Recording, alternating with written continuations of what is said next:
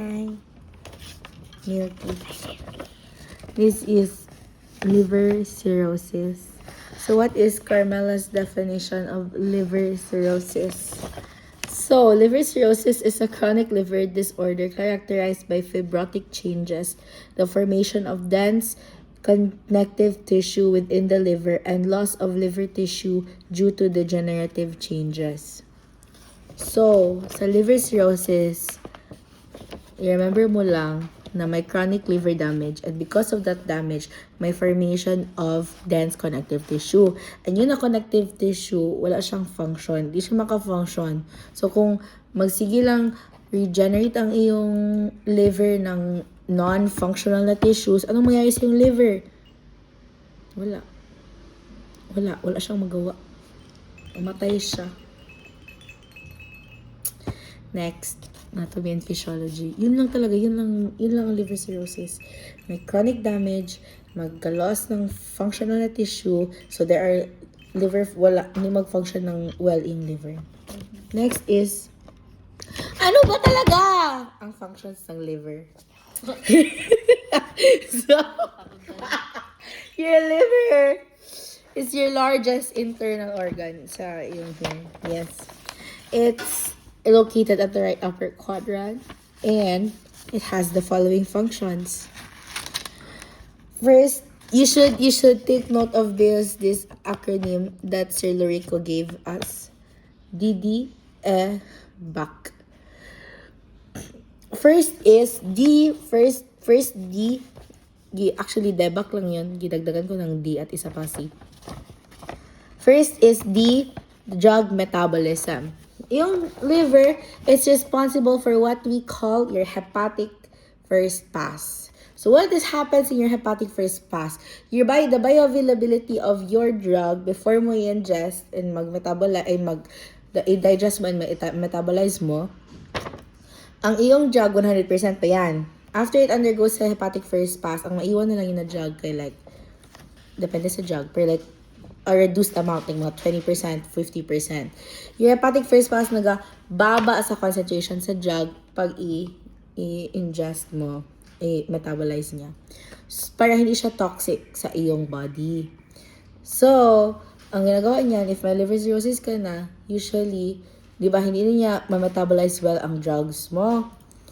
That's why, kung magka-liver cirrhosis ka na, need mo i-adjust ang iyong meds. Kasi, hindi na niya ma-metabolize well. So, ang bioavailability, higher than what is normal.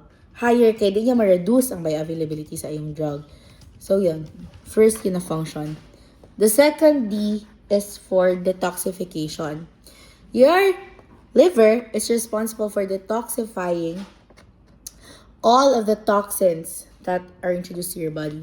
All the toxins you eat. Why? Ang ginagawa ni liver, especially in cases na may drugs and yung alcohol, your liver will convert those toxins into water-soluble forms. So, ang water-soluble forms, ma-excrete siya through your kidneys through urine. So, yan ang ginagawa niya. Para ma-excrete siya, first, i-metabolize mo ni liver to water-soluble form nun na compound or element or whatever. Next is E. Estrogen metabolism. So, estrogen, di ba, it's sex hormones natin. Kung hindi ma-metabolize ni liver yung estrogen, magkaroon ka ng increased levels, kaya di man niya ma-excrete. So, kung magkaroon ka ng increased levels, magkaroon ka usually pulmonary erythema, spinal angiomatas, loss of libido, and yung lack of hair in certain places. Kasi, ayan, because of the imbalance na hormones. Next is B. B is for bile production. So, your liver is responsible for producing bile, which is what is needed for fat metabolism. It emulsifies fats para ma-metabolize mong fats. So, your bile, ginagawa siya ni liver pero ginastore siya sa gallbladder. Pero si liver ang gumagawa niyan. Okay? Okay. Next. B, A. Ano ka ni A? Gray. Anong A? Gray. Albumin production. Exactly. Tama si Gray. Albumin production. So, anong ginagawa ni albumin? So, si albumin, regulate niya ang iyong oncotic pressure. So, it's what keeps your fluid in your intravascular space or inside your veins. So, kung wala siya, magkaroon ng third spacing and magkaroon ka ng yung fluid in places that you don't want fluid in, which is what? Your peritoneal cavity, your thoracic cavity, which can lead to ascites and edema. Yes, anasarca, which is generalized edema. Next, C. First C is clotting factors. So, yung liver, siya ang responsible for synthesizing your fibrin and your fibrinogen. Ikaw na mag-make sure kung ano yan. Fibrin or fibrinogen and your prothrombin. So, these clotting factors, of course, kung hindi sila ma-synthesize, magkaroon ka ng problem with clotting, magtaas ang iyong clotting time. So, risk for bleeding. Next is another C, which is conjugation. Yes. So, ang iyong liver din, responsible siya for, i-convert niya iyong unconjugated bilirubin to conjugated bilirubin para ma-excrete siya, yung conjugated form, siya ang iyong water-soluble para ma-excrete siya sa iyong ihi and sa iyong poop. Kasi diba yan man yung color, yung may nakalagay ng color. So, kung ano ang iyong patient, kung wala siyang liver, ay kung may loss of liver function siya, magkaroon siya ng clay-colored stools and dark urine. Jaundice din. Kaya malamang build up man. Alam mo natin. Don't need to say that. Hi, milk. Next is, I will talk about the circulation of the liver. Ang functional unit ng liver are your lobules. Yun ang naga-filter, naga-metabolize, naga-everything. Pero, where does the blood come from? Asan galing si blood? So, may two sources ang iyong liver. Ang first, ang major source mo is your portal vein. That supplies like more than half of the blood supply sa iyong liver. So, yung portal vein, it comes from the GI tract. So, it's filled with nutrients, but it's deoxygenated blood. Ang iyong hepatic vein, hepatic artery. Sa hepatic artery, yan, galing yan sa heart. So, it has oxygen-rich blood. So, yun lang. Next is your etiology. Maliit lang etiology nito. First etiology is genetic. So, kung may mutation ka in the PNPLA3 na gene, that is responsible for your lipid metabolism. Kung may mutations dyan na gene, of course, magkaroon ka ng liver problems. Kasi, ang iyong liver, it's also, function din niya ang lipid metabolism. Next is autoimmune conditions. Bakit autoimmune conditions? Of course, kung may autoimmune ka na conditions, predisposed ang iyong liver to injury. Kahit na systemic infection or kahit na hindi siya ang target talaga ng organ, it is still systemic ang response, systemic ang attack sa iyong body. So, kasali pa rin sa liver. So, liver injury pa rin ang resulta. Next is precipitating factors. Excessive alcohol intake. As I said earlier, siya ang responsible sa detoxification of your blood. So, kung too much alcohol can actually damage your lobules, the ones that are metabolizing your alcohol. So, kung ma-damage yun, is a very common cause of liver cirrhosis din. Long-term use of illicit drugs, same lang sa alcohol. Yung sa pag-enter niya and pag-metabolize sa liver, kaya makasira siya ng liver. Hepatotoxic yan. Viral hepatitis infections. Bakit viral hepatitis infections? Of course, inflammation, infection, all of those, especially if hepatitis C, which is the greatest risk factor for for liver cirrhosis, then one of the greatest factors. Kasi kung chronic ang iyong inflammation, chronic ang iyong injury, magkaroon ka ng loss of liver function.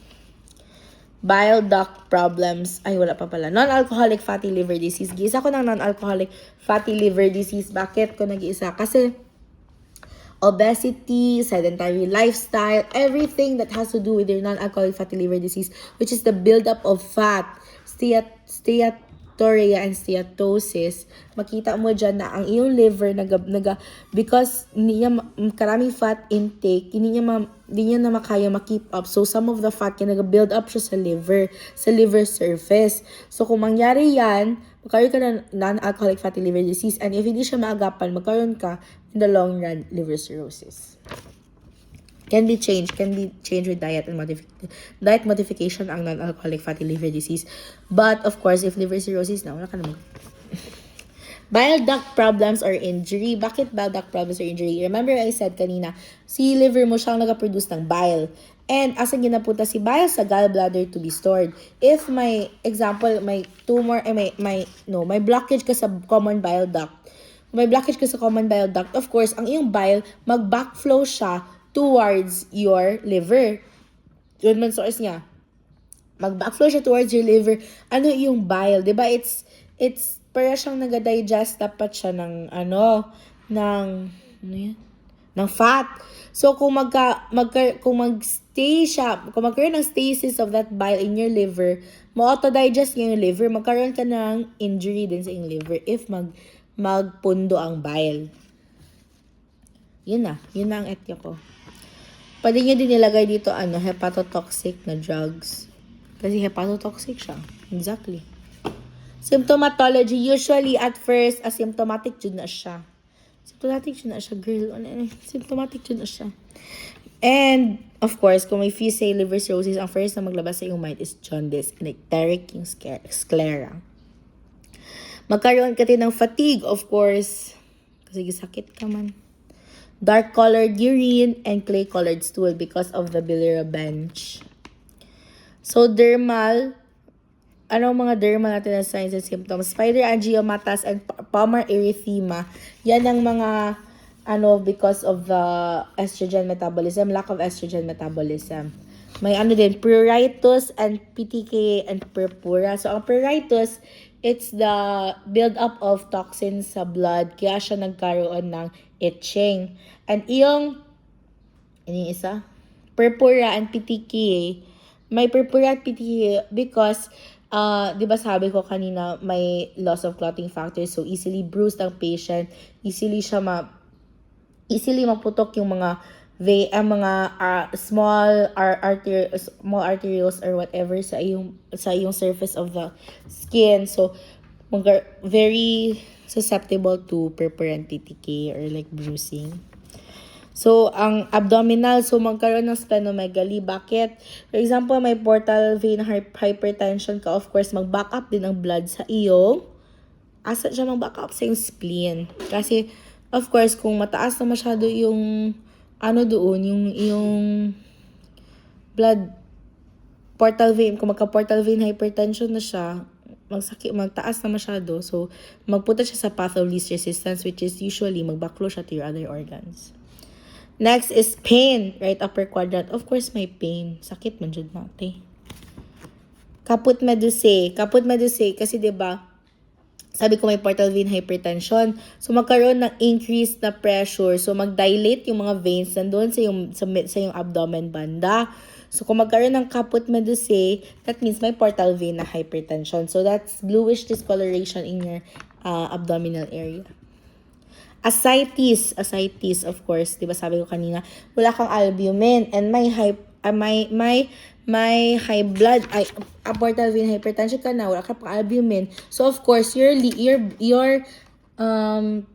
fluid, mag-leak out siya sa intravascular space as siya magpunta sa iyong peritoneal cavity, which is your extravascular space. So, kung mag-fluid shifting na yan dyan, magpunto ang blood dyan, ay magpunto ang fluids dyan, of course, maglaki ang iyong abdomen. Maglaki siya, and it's soft and non-tender. That's your ascites. Pero, remember, since may stasis din of those fluids there, very susceptible siya to like infection. Kaya diba, may stasis man of fluids, it's like baka dami colonize ang bacteria or anything, magkaroon siya ng peritonitis sa complications niya. Yung peritonitis, iba siya sa yung ascites. Ang peritonitis, magkaroon ka ng rigid and board-like na stomach. Very painful siya. Okay, painful and hard. Tapos yung ascites kay soft and non-tender. So, no pain upon palpation.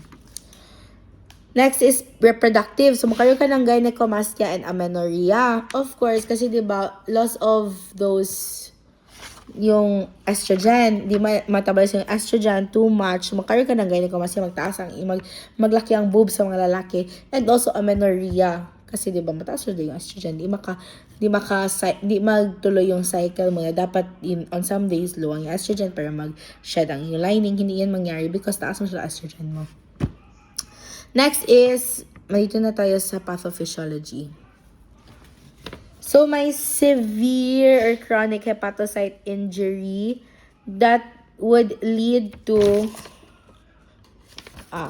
So, ang severe chronic hepatocyte injury, ma-override ang regenerative capacity ng iyong liver. So, remember mo, ng ating liver, may regenerative siya na capacity. Pwede siya maka-regenerate ng functional na liver cells. However, kung masyadong marami ang injury or masyadong extensive yung injury sa iyong liver, hindi na enough yung compensatory mechanism ng iyong liver. So, kung ma-override niya yan siya, mag-start siya make ng dense connective tissue which is non-functional na. So, magkaroon ka ng scarring. Magkaroon ka ng tissue na degeneration. So, yung hindi na siya functional na tissue na nakaganon. So, mag-form ka ng dysfunctional na lobules. So, wala nang pulos ang lobules na gina-regenerate niya. So, wait lang. I have to explain something para mag-gets mo. Wait lang. Okay, can I borrow a pen? So, for example, ito yung sinusoids mo. These are the, like, sinusoids. Dito magdaan yung blood sa iyong liver. Hindi to yung, yan, ito, mga functional units sa iyong, great, siya nag-work. Basta, dito, so kung magsigig siya, dito yung blood flow. So, kung magsige siya regenerate, over time, magsige siya regenerate ng non-functional na liver tissue. Over time, makompress itong sinusoids mo or your blood flow, blood pathway. Kung yung sinusoids mo makompress, doon ka na magka-portal hypertension. Kasi, ang volume sa kanyang nagliit. So, may constriction because may regenerative something na nagakumpul-kumpul there na hindi pagin magamit. Wala pagin pulos para sa pod na nasa dira, di ba? So, dito, gano'n na siya. So, may portal vein hypertension ka na because of that. That means, ang iyong blood na nandito dapat, magpunta siya sa kung asan siya galing. Di ba sabi ko kanina, saan galing si portal vein mo? Sa iyong GI tract. Kaya, pag magka-portal vein hypertension ka, ang iyong blood, grabe ka taas here, grabe ang pressure here, mag-find siya ng path na may least resistance. So, pwede siya magbalik sa iyong GI tract, which can lead to esophageal varices. Yung veins na sa iyong GI tract, maglaki, mag-balloon sila. And very at risk for rupture yan. And kung ma-rupture yan, very, very delikado because hindi mo ba agad-agad ma-stop ang bleeding sa iyong GI tract? Very narrow ba yung space? Dapat pasukin mo pa. So yan, isa yan sa mga complications ng iyong liver cirrhosis. And also, asan din siya magpunta sa iyong spleen. Diba? Mag-backflow siya sa iyong spleen. Kung backflow siya sa iyong spleen, anong mangyari? Ang iyong spleen ba, responsible siya for filtering your blood. Kung hindi niya ma-filter yung blood and hindi niya mabalik sa iyong bloodstream, magkaroon ka ng mababa na thrombocytes, baba na platelet, and mababa din na WBCs.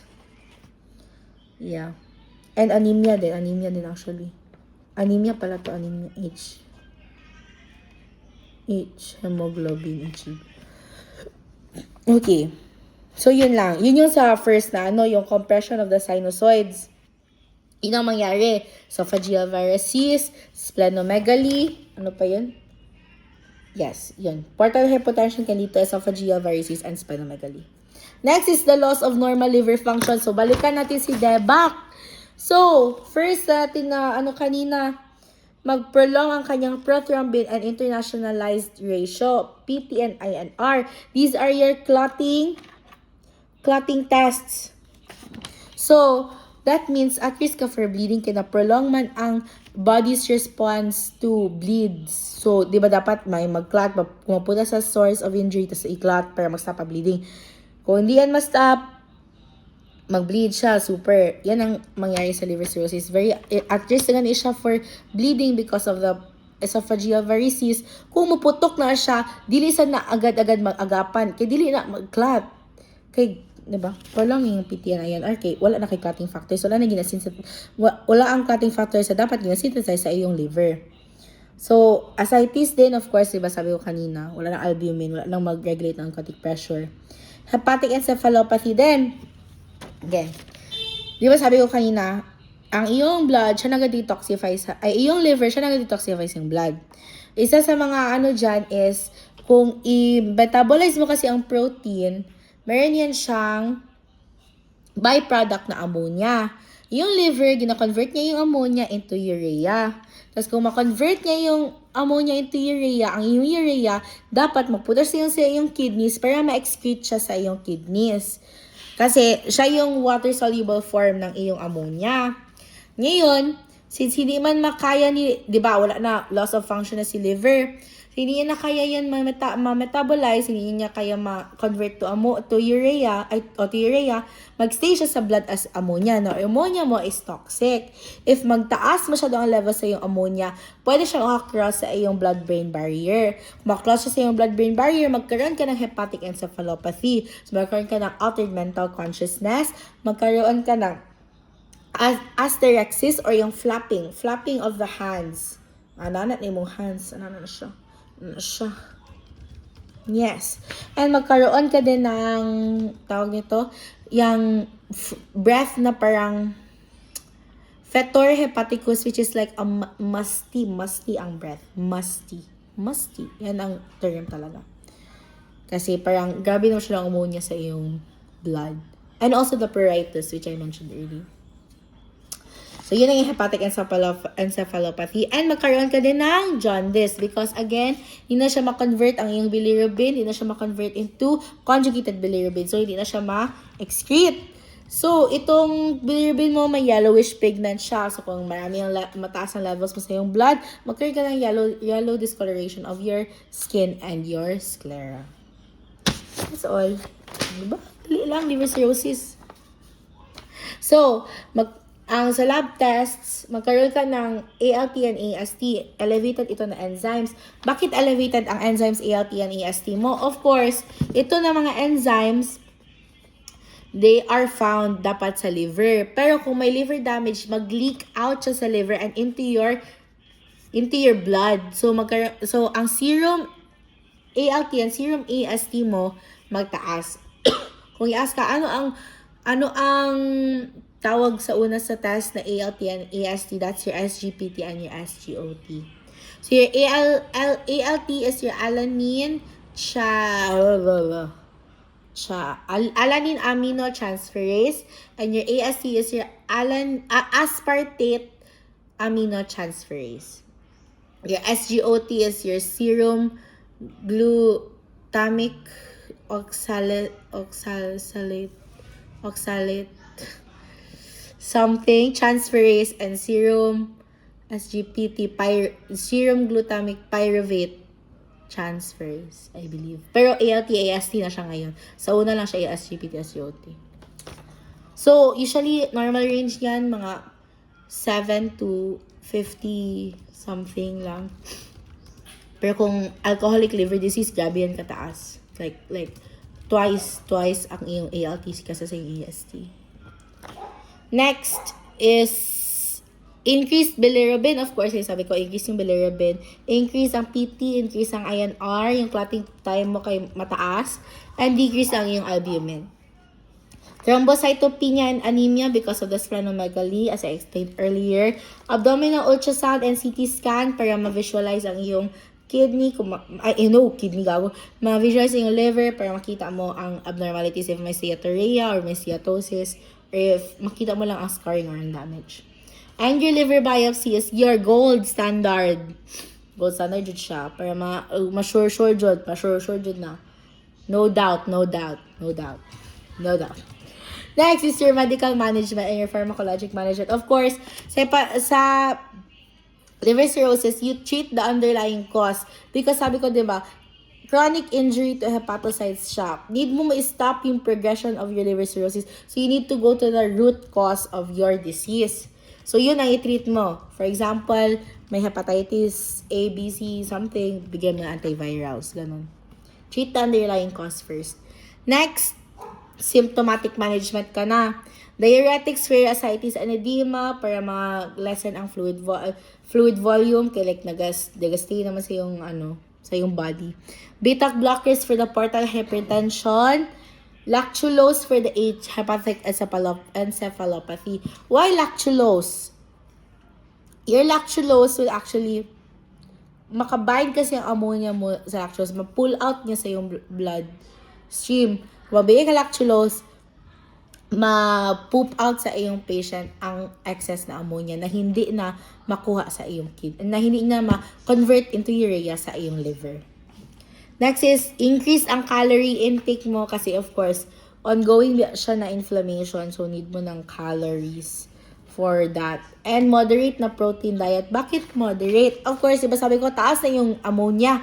Hatag pa yung kag-protein. Kung taas yung protein, o mataas na din mong ammonia, so, kasi byproduct ba siya ng breakdown of your protein. So, baba dyan, moderate protein sa yung diet.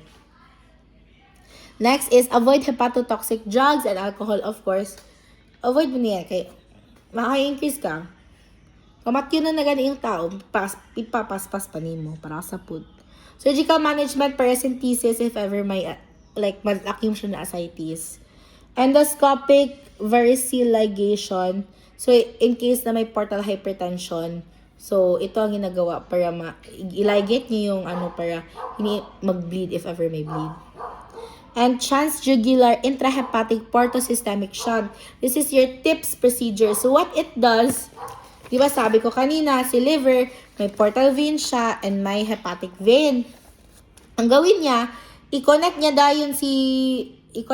agad, magawa siya ng another pathway para i-bypass niya ang liver. Kaya di ba kay sa liver, kay labo na masyado na mag-flow pa ang blood. Kaya di ba, guba na siya, ang sinusoids, gamay na ang space, ana. So, yon. So, kung hindi na siya makaagi doon, ang gawin ni TIPS, i-bypass niya ang liver para hindi na mag-worsen yung portal vein hypertension. Para may another na siya na pathway and hindi na siya mag-backflow din sa iyong organs, other organs. Liver transplant, of course, ito na ang best talaga. Bagong liver ko. Nursing management, excess fluid volume. So, anong gawin mo? Strictly monitor INO, measure abdominal girth, and monitor for changes sa ascites. Administer diuretics as ordered, of course. Imbalance nutrition, lessen body requirements. Encourage to eat a high-calorie, moderate protein meal, and suggest small, frequent feedings. Kasi sometimes kasi sa iyong liver cirrhosis patients, magkaroon ka ng anorexia and fat, and wala silang gana kumain. Disturbed thought process related to increased ammonia levels. Taas sa ammonia levels mo, assess for changes in lock, Administer lactulose kasi diba sabi ko madala siya. And encourage alcohol abstinence kaya maka-worsen siya sa mental changes. Ano naman? Impaired skin integrity provides skin care for pruritus and edema. Advised to keep fingernails short, especially sa edema. Kaya like, diba, mag-stretch ang skin, mag-thin siya, more prone to injuries. Risk for bleeding, monitor for signs of bleeding sa stool, sa gums, and sa iyong, ano ito? Gums. Kung yan gets, ano ito? Maintain a safe environment and use soft bristle toothbrush or mouthwash. Actually, for liver cirrhosis, I would say, ang prognosis nito, malabo. Malabo talaga. Like, good prognosis is, end stage na kasi ang liver cirrhosis. That's like, grabe na dyan siya. Like, that's the end stage of your liver disease. Tapos kung hindi mo na siya kahit na magbigay ka ng mga treatment, it's usually to keep you comfortable na lang. Like, to address the symptoms na lang. Hindi mo na kasi yan ma-reverse ang damage sa yung liver. Hindi mo na siya ma-reverse. So, pero ang good prognosis is hindi ka magka esophageal varices. Hindi ka magka hepatic encephalopathy. Ang good prognosis is ma-prevent mo yung complications ng liver cirrhosis. And ang bad prognosis is, sige, isa-isahin natin. Esophageal varices, magputok ang iyong varices, mag-bleed out ikaw kasi one, may source of bleeding ka na mahirap na i-stop, and hindi na nag-work yung clotting synthesis factors. Wala na ikong clotting, hindi na yan siya mag-stop. Then, shock, and then death.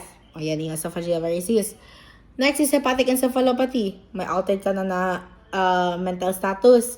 Magkaroon ng toxin sa iyong blood. Yung toxin sa iyong blood, mapunta sa iyong brain.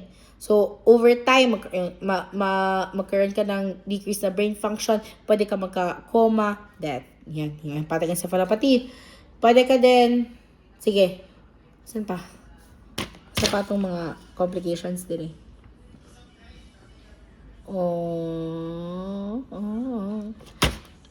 Yun lang naman nata. Okay naman nata yan. Hepatorenal syndrome din.